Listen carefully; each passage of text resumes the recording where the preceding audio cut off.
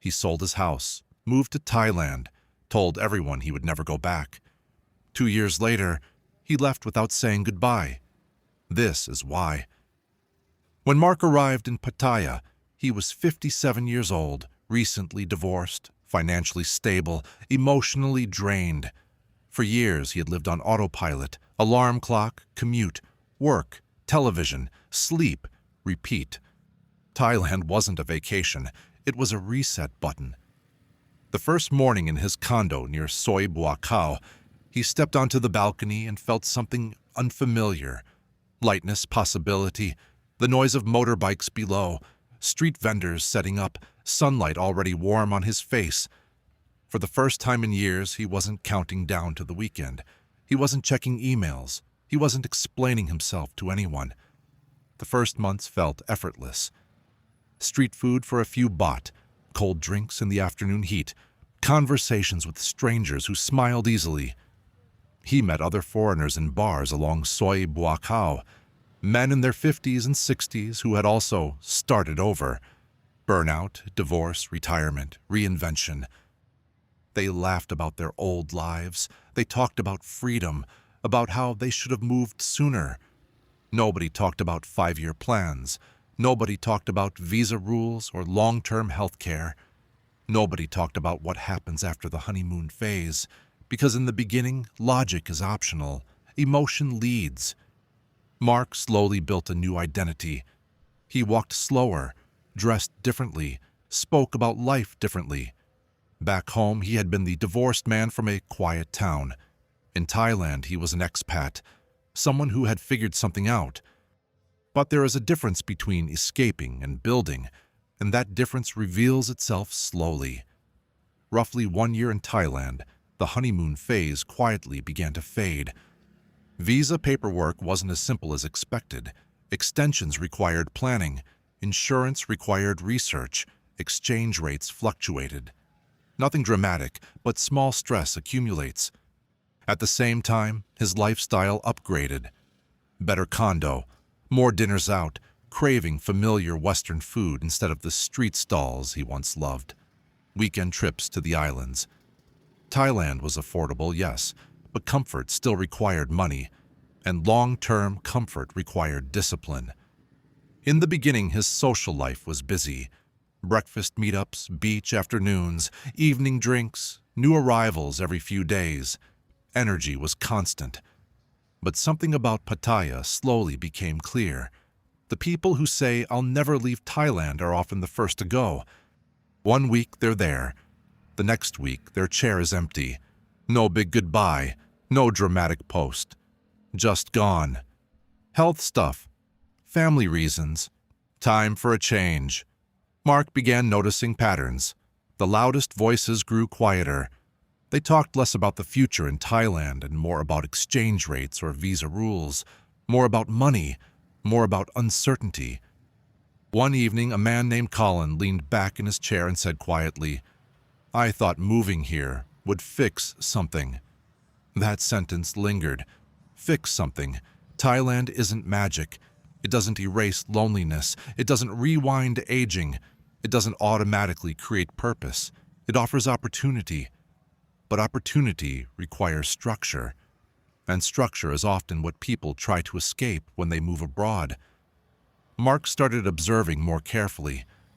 New arrivals walked down Soi Buakhao with curiosity and excitement, eyes scanning everything, posture open, energy high.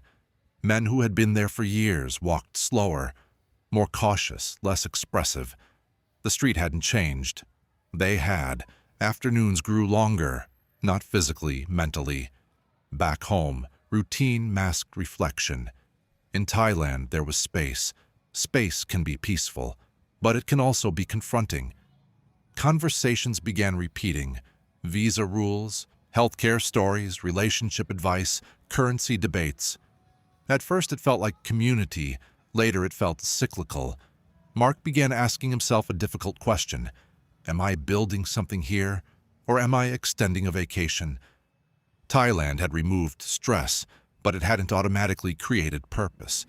And purpose is harder to find than sunshine. Departures weren't dramatic. They were gradual, like the tide pulling back. He noticed subtle signals before someone left, less certainty in their voice, more practical conversations, less talk of forever. One man who once declared he would die in Thailand was suddenly packing up. No anger, just fatigue. Another admitted quietly, "I underestimated how fast money disappears." Another said, "I miss people who've known me for decades." That one hit hard. Thailand gives you community, but rarely history, and history anchors people long-term. Mark wondered something uncomfortable. If he left tomorrow, how many people would truly feel it deeply? Not socially, not casually, but personally.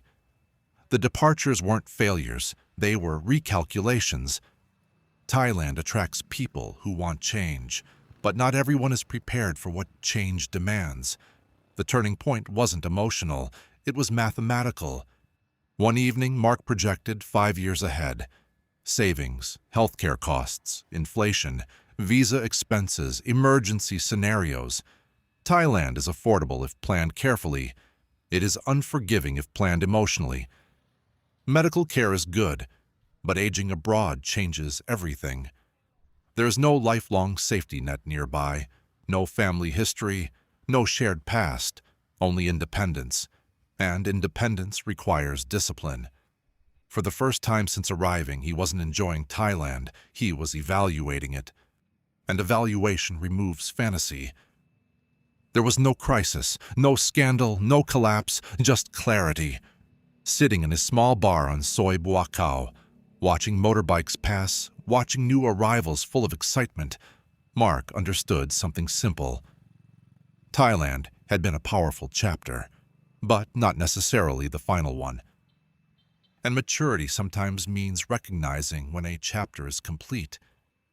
3 months later, he booked a flight home, not in defeat, not in panic, in strategy. Thailand isn't why foreigners leave. Unrealistic expectations are. Some stay forever because they build structure. Others leave quietly because they arrived with emotion. And emotion fades, structure remains. Thailand is very beautiful, but it doesn't solve life. It simply gives you space to see it more clearly. And not everyone is ready for what that clarity reveals. But clarity isn't failure, it's awareness. Thailand doesn't break people. It slows them down enough to hear their own thoughts. And sometimes what they hear isn't fear, it's honesty. Because moving across the world isn't weakness, it takes courage. Starting over isn't running away, it's experimenting with possibility. And sometimes the experiment works, sometimes it evolves, and sometimes it simply reaches its natural end. Not every chapter is meant to be permanent. Some chapters exist to teach you something, to reset you, to rebuild your confidence, to remind you that you're capable of change. Thailand can be that place. For some, it becomes home forever. For others, it becomes the bridge between who they were and who they're becoming. Leaving doesn't erase what it gave you. The experience remains. But there's another side to this story that nobody talks about openly. Money runs out faster than pride. At the beginning, savings look solid. The numbers feel safe. You convert everything into baht and it looks like you're rich, but time moves quietly. Rent increases, Western food costs more than street meals, healthcare insurance renewals get more expensive every year. Visa requirements tighten, minimum bank balances change, reporting rules become stricter. And suddenly, you're not living freely, you're managing risk. Some foreigners don't leave because they want to. They leave because the math stopped working. One unexpected hospital visit, one currency shift, 1 year where the exchange rate moves against you, and the cushion shrinks. Nobody posts about that. Nobody uploads a goodbye video saying, "I miscalculated."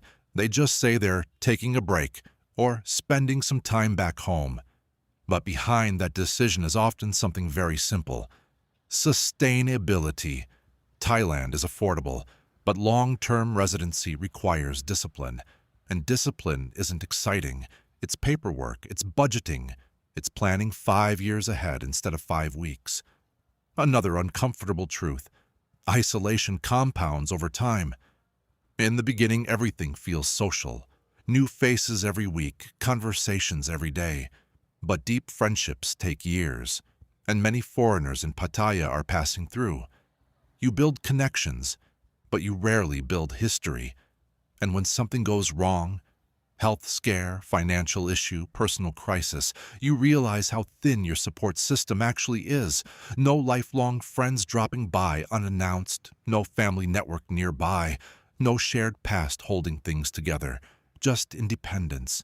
And independence sounds romantic until it becomes heavy. There's also ego.